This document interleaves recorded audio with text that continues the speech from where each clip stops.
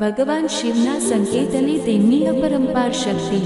હર હર મહાદેવ મિત્રો, આજે હું તમને ભગવાન મહાદેવ વિશે એવી વાત કહેવા જઈ રહી છું જે કદાચ તમે પહેલા ક્યારેય આ રીતે સાંભળી નહીં હોય। આપણે ઘણીવાર વિચારીએ છીએ કે શું ભગવાન આપણને કોઈ સંકેત આપે છે? શું મહાદેવ ખરેખર પોતાના ભક્તોની વાત સાંભળે છે? જવાબ છે હા, પરંતુ ભગવાનનો સંકેત હંમેશા ચમત્કારના રૂપમાં જ આવે એવું જરૂરી નથી। ક્યારેક તે કોઈ માણસના શબ્દોમાં મળે છે, ક્યારેક કોઈ અચાનક બનેલી ઘટનામાં મળે છે, અને ક્યારેક આપણા મનમાં આવતી એક શાંત પ્રેરણા પણ મહાદેવનો સંકેત હોઈ શકે છે। એક ગામમાં વિવેક નામનો યુવક રહેતો હતો। તે રોજ મહાદેવની પૂજા કરતો, પણ તેના જીવનમાં મુશ્કેલીઓ જ મુશ્કેલીઓ હતી। એક દિવસ તેણે શિવલિંગ સામે બેસીને કહ્યું, હે મહાદેવ, હું થાકી ગયો છું। જો તમે મારી સાથે હો તો મને કોઈ સંકેત આપો। બીજા દિવસે સવારે તે મંદિરે જઈ રહ્યો હતો। રસ્તામાં તેણે એક વૃદ્ધને જોયા। વૃદ્ધ ભારે સામાન લઈને ચાલતા હતા।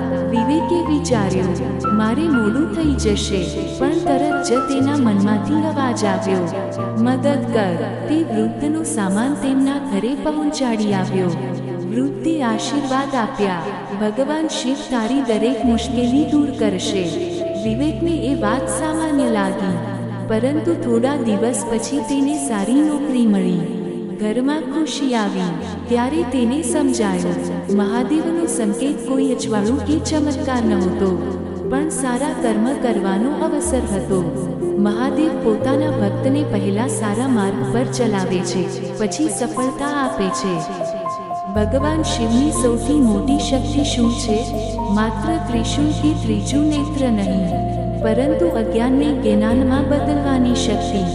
જે માણસ ગુસ્સા પર જીત મેળવી લે છે, જે અહંકાર છોડે છે, જે બીજાને મદદ કરે છે, તેના જીવનમાં મહાદેવની કૃપા ધીમે ધીમે દેખાવા લાગે છે।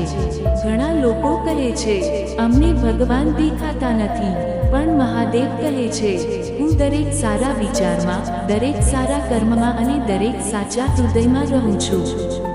જો તમારા જીવનમાં વારંવાર કોઈ સારો રસ્તો ખુલે, ખોટા લોકો દૂર થતા જાય, મનમાં શાંતિ વધે, તો સમજી જજો, મહાદેવ તમારી સાથે છે। યાદ રાખજો, ભગવાન ક્યારેય ઉતાવળ કરતા નથી, તેમનો સમય હંમેશા સાચો હોય છે।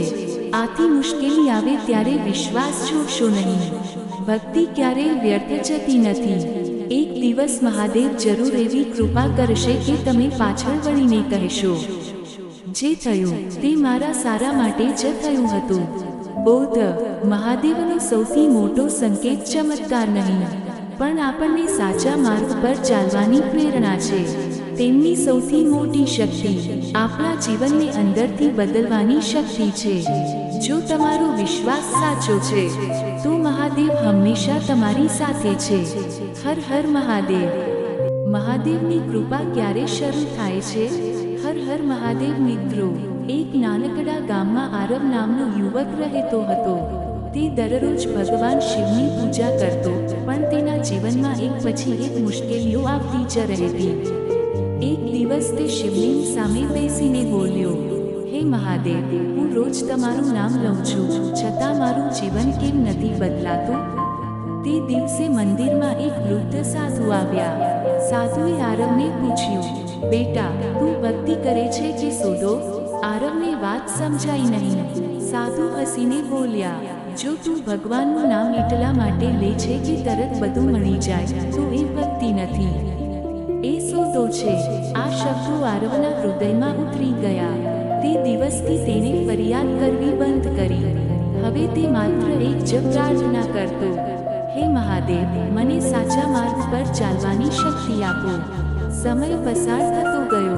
એક દિવસ ગામમાં ભારે વરસાદ પડ્યો, ઘણા લોકોના ઘરોને નુકસાન થયું। આરવે પોતાના દુઃખને ભૂલીને ગામના લોકોને મદદ કરવાનું શરૂ કર્યું। કોઈને ખાવાનું આપ્યું, કોઈનું ઘર સાફ કર્યું, કોઈ વૃદ્ધને દવા લાવી આપી। ગામના લોકો કહેવા લાગ્યા, આરવ ખરેખર મહાદેવનો ભક્ત છે। થોડા મહિનાઓ પછી તેને સારી નોકરી મળી, ઘરમાં સુખ આવ્યું, પરંતુ હવે તે બદલાઈ ગયો હતો. તે બોલ્યો, મહાદેવે મને નોકરી પહેલા માણસ બનાવ્યો. મિત્રો, ઘણીવાર આપણે વિચારીએ છીએ કે ભગવાન કેમ મોડું કરે છે, પણ મહાદેવ પહેલા આપણું મન મજબૂત બનાવે છે, પછી આશીર્વાદ આપે છે. જો બીજ તરત જ વૃક્ષ બની જાય તો તેની જડ મજબૂત નહીં બને. એ જ રીતે જો સફળતા તરત જ મળી જાય તો માણસ તેનું મૂલ્ય સમજી શકતો નથી. મહાદેવ પોતાના ભક્તને ધીરજ શીખવે છે, સારા કર્મ શીખવે છે, વિનમ્રતા શીખવે છે અને પછી જીવનમાં એવી કૃપા કરે છે કે ભક્તની આંખોમાં આનંદના આંસુ આવી જાય. બોધ, જો આજે તમારી પ્રાર્થનાનો જવાબ નથી મળતો તો નિરાશ ન થશો. કદાચ મહાદેવ હજુ તમને તેના માટે તૈયાર કરી રહ્યા છે. વિશ્વાસ રાખો, યોગ્ય સમય આવે ત્યારે મહાદેવ એવી કૃપા કરશે કે તમે કહેશો, મહાદેવ, તમારો દરેક નિર્ણય મારા માટે શ્રેષ્ઠ હતો. હર હર મહાદેવ.